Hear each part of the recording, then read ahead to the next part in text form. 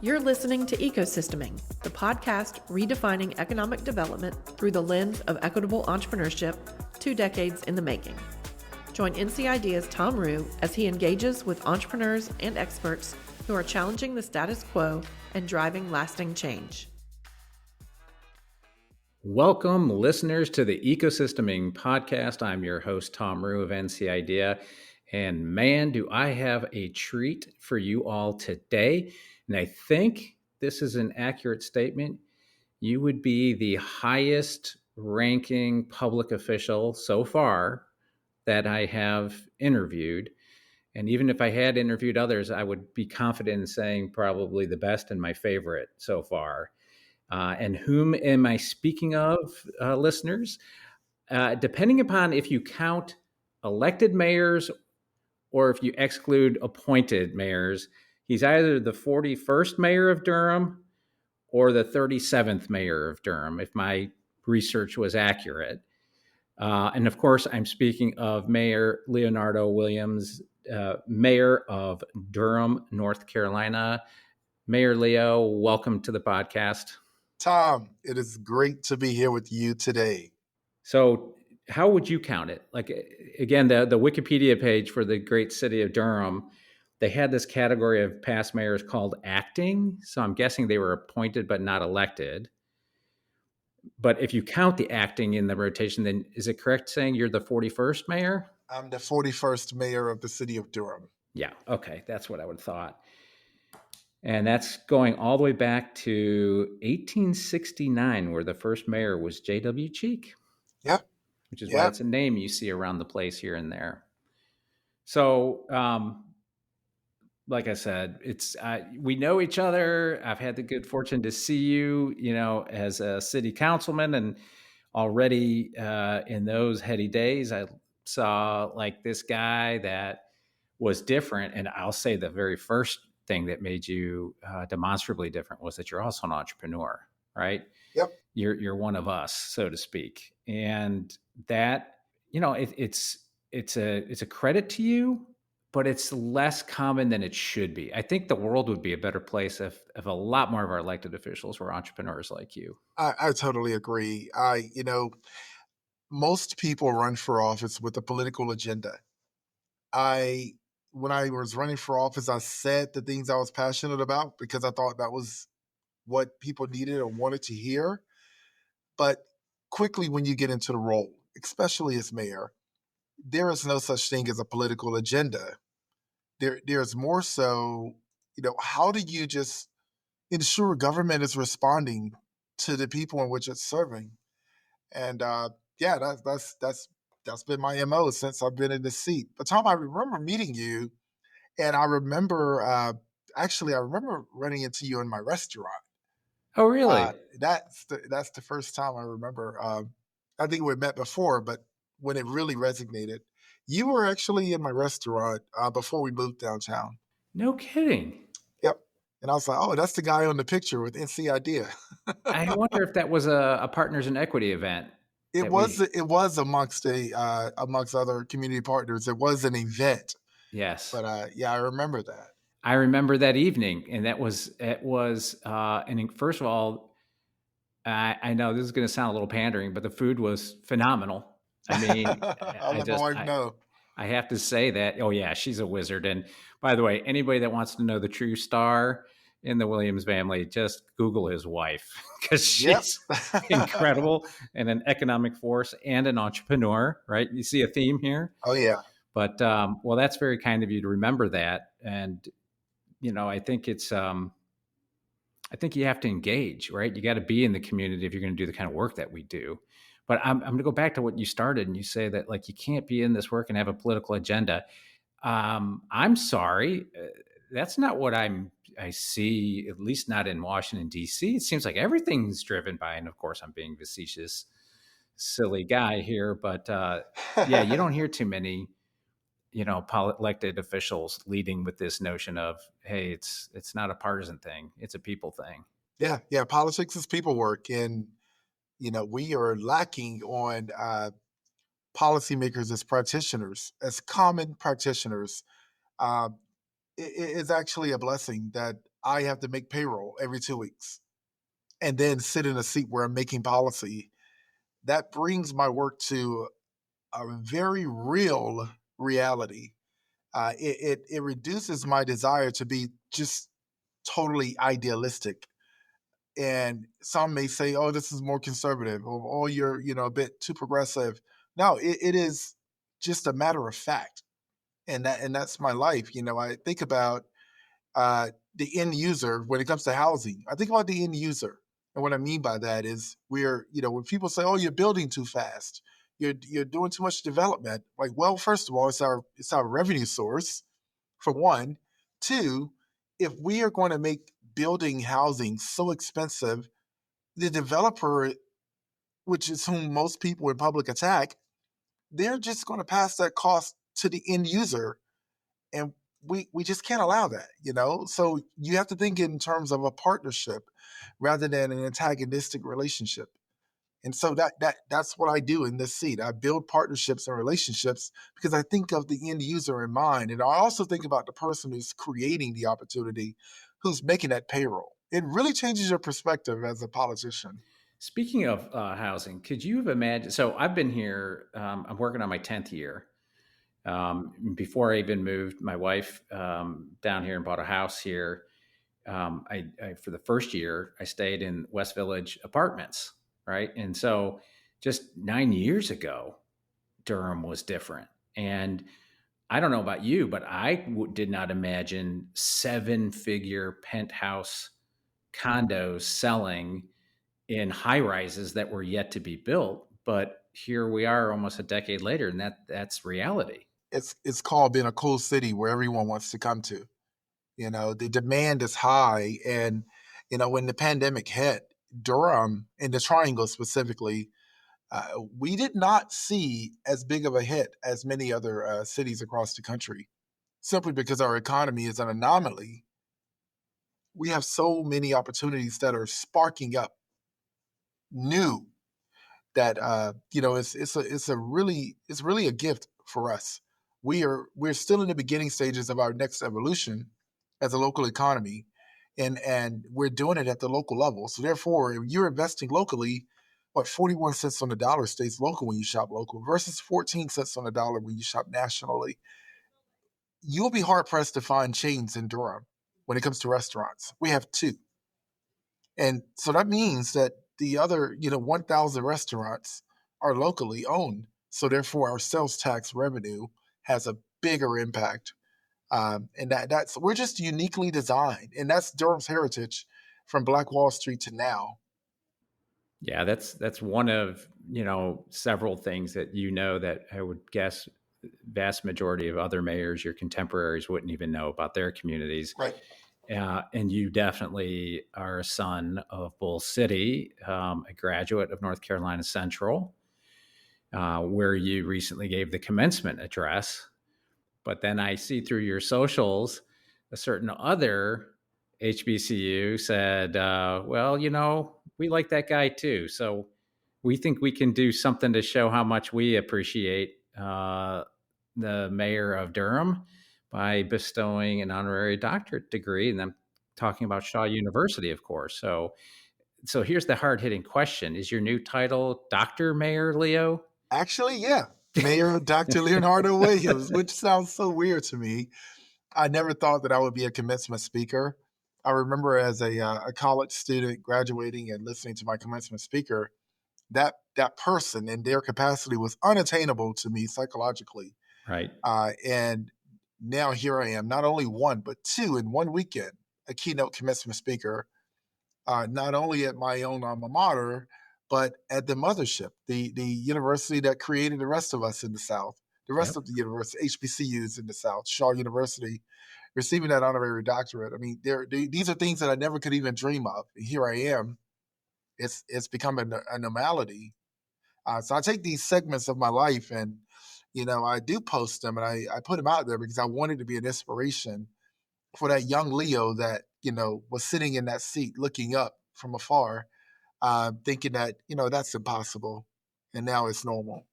Yeah, I'm sure you're doing exactly that. You are inspiring the next generation. And by the way, I don't know about you. Sometimes, people will, praise some of our programming and thank us, and they're very sincere. And it sometimes catches me off guard, right? It's a little bit of imposter syndrome. In your case, let me just say it's well earned, right? So if there is any, and it's healthy to have a little bit of self doubt, right? It keeps the ego in check a little bit, but if that does creep in every once in a while, let me just as a third party here tell you, no, it's well earned. And speaking of those things that was well earned, I mean, I'm sure they didn't just pick your name out of a hat.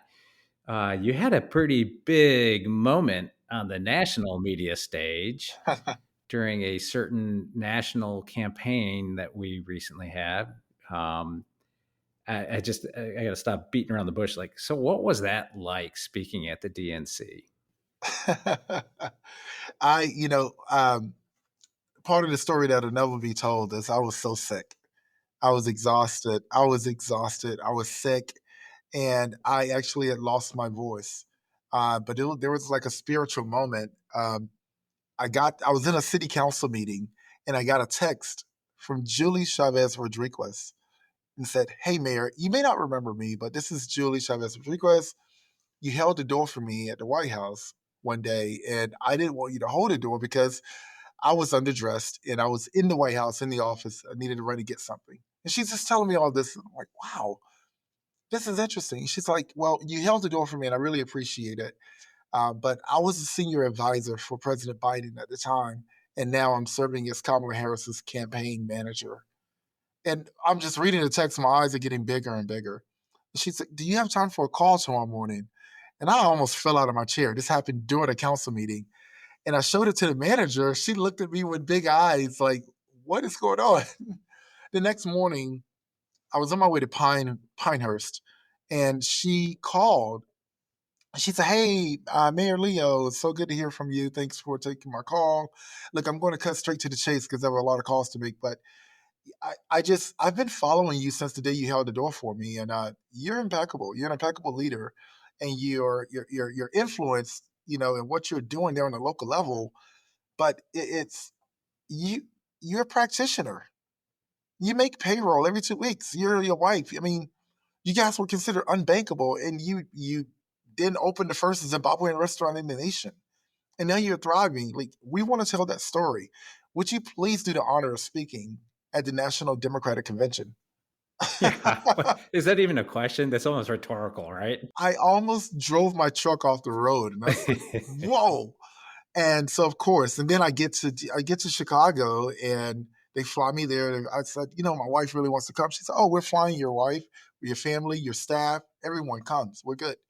So we all went up, and they put me up in a really nice hotel, and I get there, and after Monday, Joe Biden spoke a really long time. I was supposed to speak on Tuesday. They called me the next morning and said, "Unfortunately, Mayor, we have to cut you.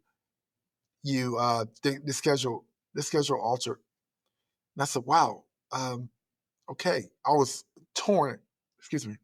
I was torn apart, and I didn't know what to do. And they said, "Oh, but we do want you to record your speech in Studio 42." And I said, "Okay." So they told me where to go, and by this time I just started getting really ill. Like it's like a 1-day flu or something. And they kept making tea and lemons and honey and all that stuff for me. And I get in, and I'm like, just sitting there. I'm like, "All right, ladies and gentlemen, I'm Mayor Leonardo Williams." And I kept losing my voice, but I finally got it together. And all of these people started walking in, and it was like, "Gosh, he's good. He's good." I'm listening to them. And they said, "All right, thanks, Mayor. We'll give you the recording after the convention is over." I leave the building, and I get a call. "Mayor, uh, the campaign managers want you back on stage." Yeah. And that's when I said, "I'll believe it when I see it." And I got a call the next day. "Mayor, can you come in and get your makeup done?" And so they shake my hair up even more. They did makeup, and And they said, all right, forget the script. Do you. We like your energy.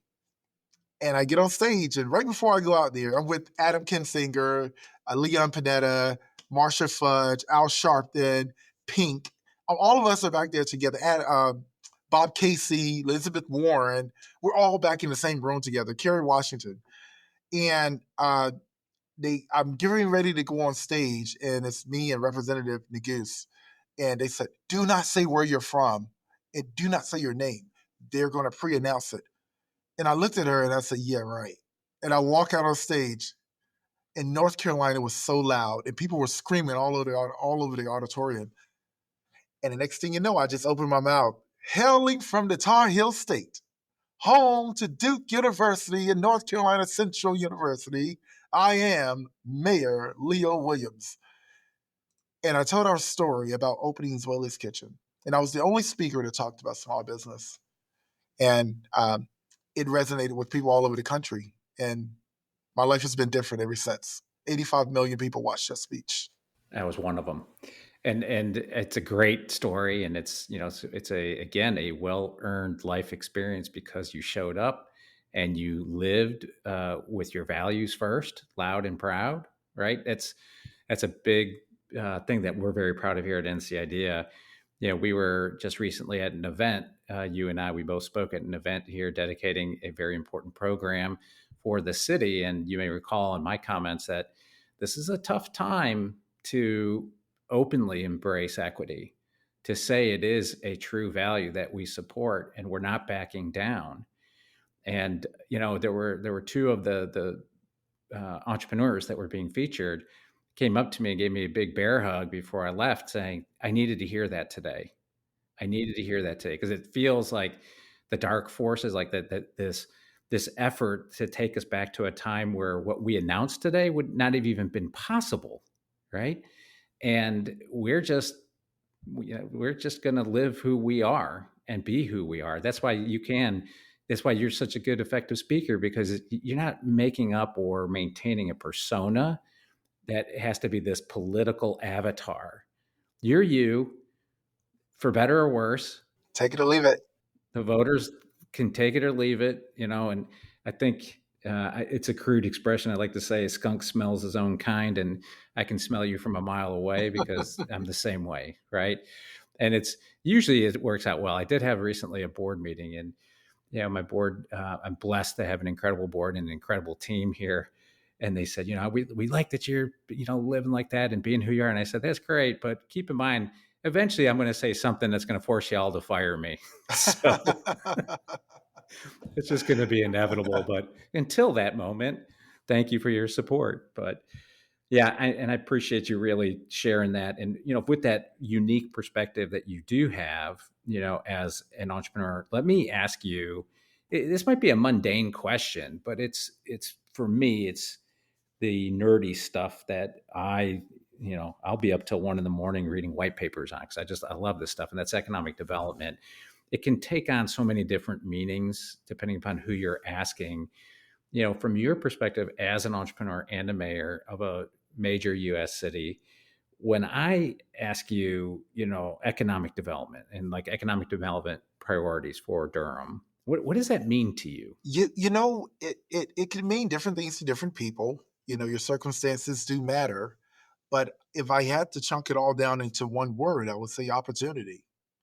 The opportunity to live the life you want to live, the opportunity to explore where you want to explore. And it's the puzzle pieces fitting perfectly together. So one puzzle piece is the government. Another puzzle piece is, the nonprofit space. One puzzle piece is the needs of the community. The other puzzle piece are the wants of the community. One puzzle piece are the requirements. And the main puzzle piece is you. And that's very important. And you have to understand where you fit in that. And I believe that government should catalyze opportunity. And so as an entrepreneur in a policy-making position, I am all about creating and catalyzing opportunity. And if I'm catalyzing an opportunity, then I'm not getting in your way by being the opportunity myself. Because government, the way it's structured and the way it works, it's spreading its arms wide and trying to go through a narrow door without turning sideways. And so it's really hard for us to fit in those niche spaces, which means that that's what you're for. That's what the individual is for. So, I'll give you an example of how I think economic development should work. I think of it through the lens of public-private partnerships. Right now, I'm looking at the data, right? The data is creating the space for us to observe what a need is. So Durham is now officially the third largest city in the state of North Carolina. We've grown significantly. We went from 289,000 people to 320 in about 7 years. That's growing like we never thought would grow before, um, which means that, yes, our demands for city services have become a heavy burden, but also we're getting more tax revenue. So when I look at what are the changes that are happening with this demographic and the dynamic of our population changing, what are some things that are happening? Well, one thing is our convention center is now the smallest in the state. And we lost about $72 million worth of denied contracts, and we operated at about 15 million in the black because of high demand for our convention center. Why do people want to come to Durham for conventions and conferences? Well, because when you go to a conference, you see the same restaurants all the time, national chains. But Durham provides a very unique experience and a unique vibe, and people want to be a part of that. But also, we pride ourselves on being local. Well, the thing about being local, here are the pros and cons. Once you go to a restaurant once or twice, you don't really go back anymore, but you brag about it all the time. Well, the business still has to function. So for me, I'm thinking, all right, South Point Mall is the highest single tax generator, sales tax generator, at 15% of our entire sales tax base, revenue base. Well, how do I increase our revenue base by 25%? We need a much larger convention center, but it has to be more than that. We don't have a grocery store downtown, and we don't have enough retail. So, what if we had an innovation center that allowed corporate partners to have their footprint in downtown Durham by way of learning spaces that actually are programmed by our universities and supported by our corporate partners, that allows us to have an HQ hotel of 500 beds, bringing visitors to town, holding their conferences, going and shopping at our retail and our restaurants, increasing our sales tax revenue. Now the city can do more by balancing out the sales tax revenue with the property tax revenue. Now it doesn't cost an arm and a leg to live in Durham, but we're still able to do just as much, if not more, because we are being strategically smart with tactical urbanism. That is the only way we can do that is through public-private partnership. And that's what I just explained to you is what I'm actually doing. I've gone to galvanize private landowners and business owners to say, hey, let's reimagine what downtown Durham looks like, and let's create opportunity for the small scale entrepreneur to the mid-sized retailer to large retailers. Like a grocery store chain in downtown Durham, there does need to be a healthy balance between local and national. And yeah, we're bringing the people to the table, and I'm excited to take the lead on this. But my goal is to increase our sales tax revenue by 25%. And in order to do that, you have to create an economic development environment that catalyzes that opportunity and creates space for public and private entities to join together to make that magic happen. So let me ask you just a practical question, if you don't mind, and forgive my ignorance, because again, your world is foreign to me. Um, a project that ambitious is years in the making, and mayoral terms, come and end, and then hopefully you get reelected. But like you have to have a vision and I suppose what a faith in the future to drive something that you may not even be like around, when you see it come to an end. Like it speaks to an old proverb that I'm very fond of that says, blessed are those who plant trees under whose shade they will never sit. Right. And I think that's a calling for our kind of work that we do. So are there, I don't know, legislative maneuvers? Is it just, are any city, and this doesn't necessarily have to apply to Durham, but like any city that has a mayor at the moment that has such grand ambition, are those grand ambition projects beholden to the fact that elected official has to see it through from beginning to end? Or are there ways that you can pass the torch? Yeah, that's a great question. And I'm going to give you some insider information just so whoever's listening to this podcast can take something actionable from it, maybe another mayor, but it's all about, just being tactical.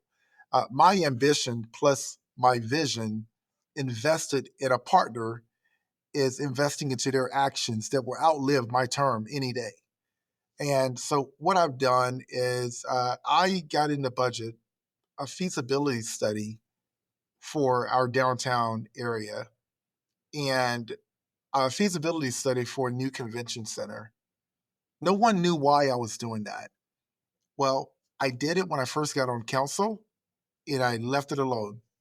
And I started just talking about, wow, look at our data. Our population growth is happening. And people are, oh, yeah, it is growing. It's wow, the cost of living in Durham is going up. Yeah, the cost of living is going up. So, wow, man, taxes are high. Yeah, the taxes are high. Wow, our convention center is smaller than everybody's. Yeah, it is. The feasibility study is getting ready to come out. I immediately go to property owners who own city blocks, literally, and also who owns the air. And I said, I know that you want to do X, but here's what we really need. And I want you to be a part of the fabric. And I'm asking you to believe in this vision. I'm not always going to be here, but your actions that you take today can last for a lifetime. Will you oblige? And they said, well, Mayor, let's talk about it. And then when I went into those conversations, I went into those conversations with knowing my leverage.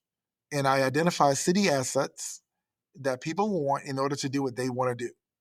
And what I was able to do was convince them to change their scope of work from a luxury tower to actually, what if we could build a new convention center? What if we could build an innovation center? What if we could put a grocery store chain downtown that everyone is asking for? Because I was also going around to people, wow, we don't have a grocery store downtown. Yeah, you're right. We don't have a grocery store downtown. So just acknowledging all of these realities, getting people to buy into it. And once they bought into it, and once I got those private landowners, to actually buy into my vision, the feasibility study came out and said, well, here's the data. Durham is now the third largest city in North Carolina, but they have the smallest convention center. You don't have a grocery store downtown. And here's the area where it makes the most sense. However, your problem now, City Council, is it may take 4 to 5 years to identify the land and where it will go. Boom. I then go back to the landowners and I said, are you ready? The data is back. And they said, yes. And that's when I bought NVIDIA, ARM, Dell Technologies, Worldwide Technologies, Google, and Eli Lilly to the table. And I said, are you ready to have a presence in downtown by way of an innovation and convention center? They said, yes, we're ready when you are, Mayor. And now I'm working with builders, and we have to do some leveraging around buying certain assets in the city. And once those assets are actually sold, we're selling into a vision that is an overall 3.5 city blocks of a new innovation campus that would encompass an actual convention center and an HQ hotel of 500 rooms. And now we're on the track to increasing our sales tax revenue by 25%. Sometimes you have to create the solution and then find the problem. And that's what I did here. It doesn't matter what my term is as mayor. My actions that I've already taken, whether we get started tomorrow or next year, these things will be carried out because now the public and private sectors are engaged. Now, I will say in closing, the tactical part of this was getting it out of the city because when it's in the city, it takes forever to make anything happen. And that's why we created Durham Next. Durham Next is going to be my asset driver. It's taking the occupancy tax from the city's general fund and putting it into a nonprofit that actually takes on special projects like a freeway cap, like a sportsplex, or like a new convention and innovation center. That's incredible. I was listening to you lay that all out, and it's something that I kind of figured out early on in the work that I've done building ecosystems around the world. And it's a whole different contact sport when you get outside the US, right? Like my kids would hate it when I did big international trip, like going to Bangladesh. and you see poverty. You think you know what poverty is in the US until you go to a country like Bangladesh, right? And it resets your values and like scale. But where I found in any of the places, the most dire to the most affluent, if you can align what I call enlightened self-interest, right? Because everybody's got their own motives, but you help them realize for themselves that it is actually in their best interest to buy into your vision, right? It's enlightened self-interest, that's the sweet spot. And when you do that, then you can also understand that I don't have to win. I don't have to get 100%, right? Like some of the best deals are the deals that that everybody's not happy with, but everybody can accept, because some sacrifice, a little bit of give and take has to be had, and that we all collectively understand it's in our collective best interest if we come to these compromises for what's the pot of gold at the end of this rainbow that we're trying to build together. And I gotta tell you yet again, I was already impressed going into this call, but like even more so now, because you said you were laying those traps when you were on the council. Yes. Right? That is vision. Right? And focus on execution. I wonder where you learn such skills. It's, these people we work with, they're called founders and entrepreneurs. They got to do that kind of planning and execute and focus and deal with setbacks, right? And okay, I'm sure your master plan here isn't going 100% according to plan, so you adapt, right? Exactly. Or are you that convincing that it's gone 100% the way you had it planned? No, you just have to be agile. Yeah, you got to roll with the punches. I'm just being silly. So let me just ask you then, what should large companies and startups, for that matter, know about moving to or starting in Durham? Like what should they expect if they're going to become part of the Bull City fabric? Yeah, I would say that, it's definitely a city of culture, but it's also a city of opportunity. But your accessibility to that opportunity is determined by how hungry you are. You have to be hungry. And you have to be a little bit crazy too. You have to be willing to take a risk where most people won't. I go back to my wife and I, we were considered unbankable. So I took my teacher retirement and I had $36,000. And we were told it cost at least $500,000 to open a restaurant. Well, we had 36. And when we got denied after the seventh time of getting funding, said, all right, we're just going to do it ourselves. And that we did. I went to Home Depot. I bought a bunch of wood and paint. I rented a trailer and went around the state to auctions and bought used restaurant equipment.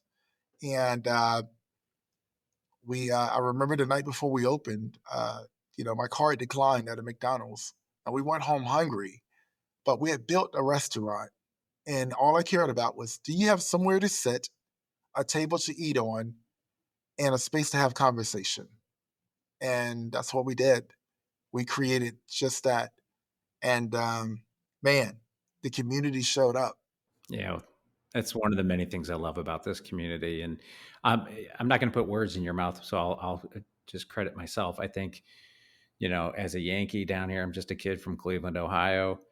One of the things that I really value about living down here, and in Durham in particular, I mean, yes, we serve the entire state, but our office is here, in the building, the NC Mutual building, which is also a very significant part of kind of Black entrepreneurship in the state of North Carolina, right here in the heart of Durham.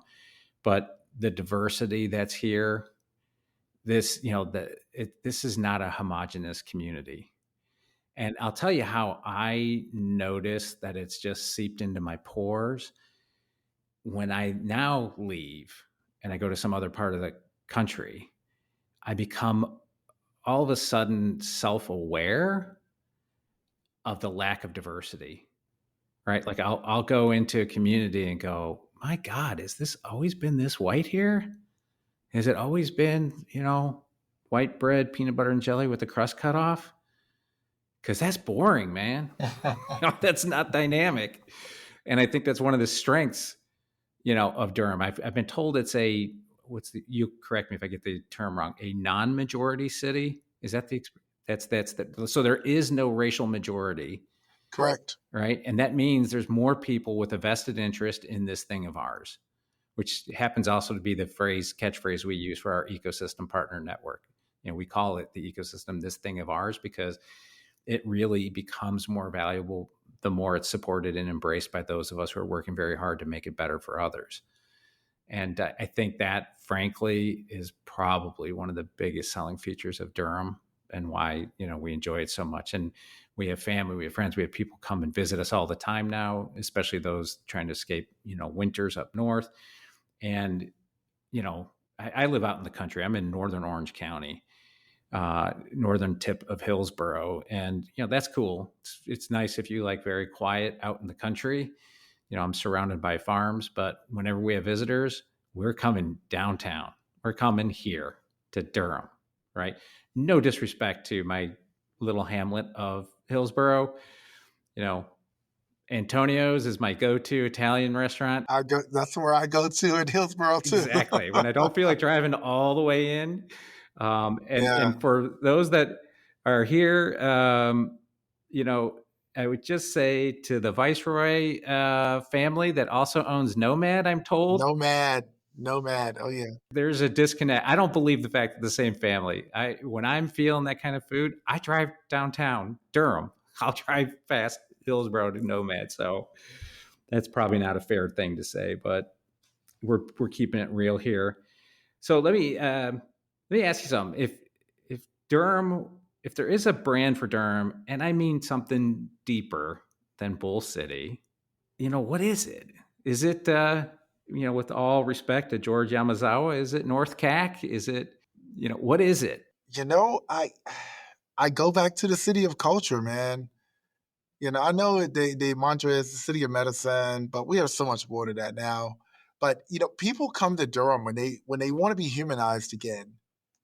When people when you feel like you don't have to go to New York or Miami or California, you want to feel liberated. You want to feel open and progressive and free and accepted and appreciated and respected all at the same time.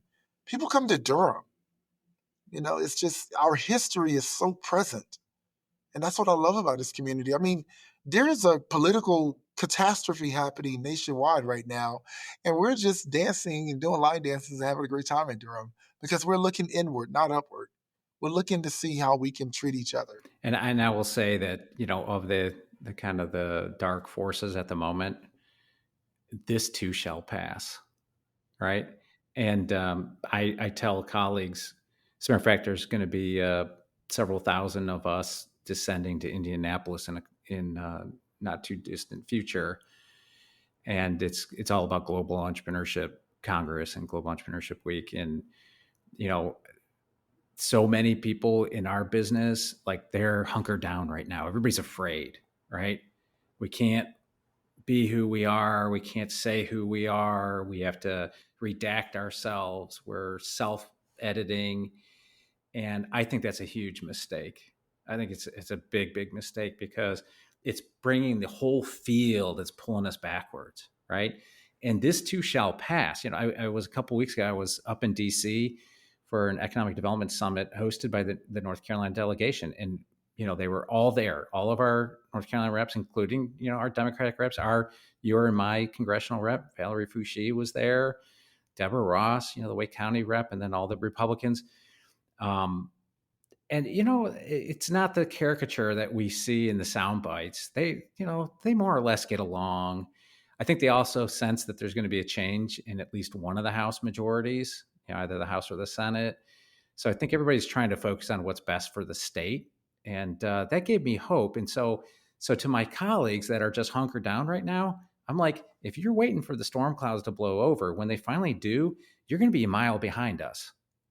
And we're not going to wait for you to catch up. So, yes, we're walking against strong headwinds right now, and maybe we're not making those strides forward, but we're not going backwards, right? So if the worst is we're holding our place right now, great. Because when the storm's gone, man, we're sprinting then, right? And we keep doing this work. Yeah, we've been here. We've been here before. I tell people, look back for the way forward. Look back we've been through this before, And your values should never be, don't be ashamed of your values. Your identity, there's nothing illegal about your identity nor your values. So stand on them. And that was my message to the college students: stand up, stand out, and stand on business. Yeah, I couldn't agree more. Now, you aren't all business. I got to land the plane. Christian gave me the warning here, and I still had a couple things I wanted to touch on very briefly. You were a music teacher, is that correct? Yes, sir. And were you a drum Yeah, major at NC Central? I was. So Oh, that yeah. means you like played in the drum line. No, I was, as people say, the guy in the front with the stick. Oh, okay.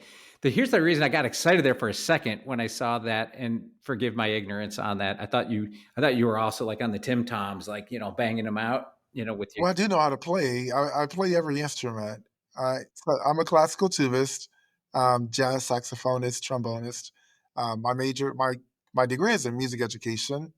I taught music before going into school administration, and then into the restaurant space. But I'm a two-time teacher of the year. I'm an educator at heart. Well, here's the reason I was going through this long setup. We're hosting yet again our annual summit, Economic Development Summit, our entrepreneurship, I should say, statewide. And we're hosting it in Durham this year. It will be November 17th and 18th at the Sheraton Imperial. Sorry, your convention center was too small to use. See, I know. No. I am laughing like a dummy because that was a joke. But it's true. It's actually a little bit too big for what we're doing. We did it there. We did it there in 2019. We had our very first summit there at the convention center, and it was just fine. But we're packing in like 500-600 people, and for that convention center, it actually feels a little cavernous. So we're going to be at the Sheraton Imperial. But I have this will be our 7th year summit now. I have been trying to open the summit with a drum line because I just love that energy.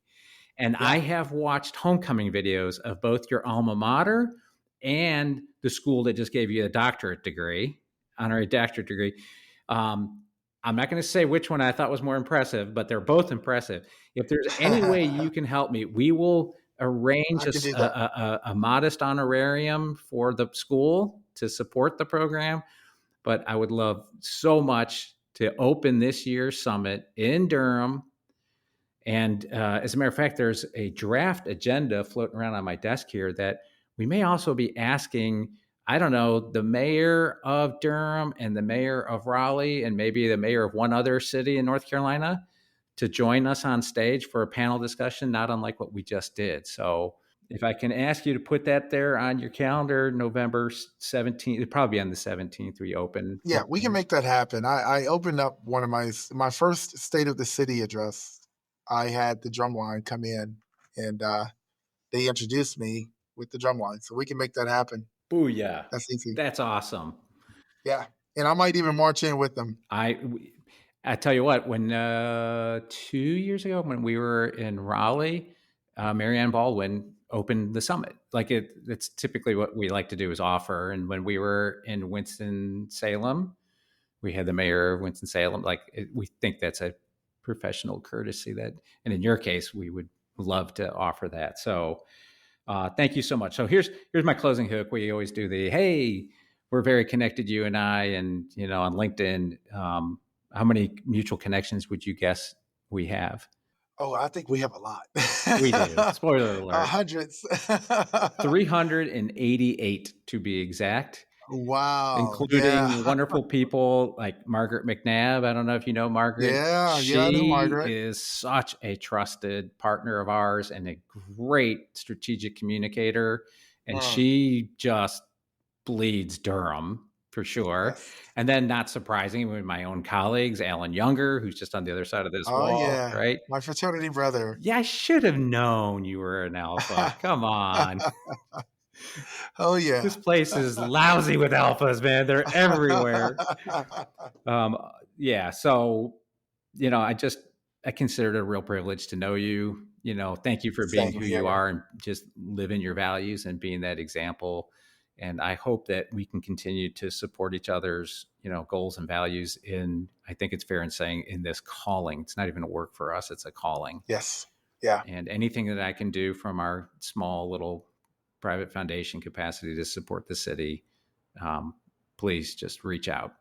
You got it, man. And as I'm building out visions for the future of Durham, um, I do want to make sure that startups are a part of the design thought process rather than just waiting until the product is baked and then they try and find themselves in there.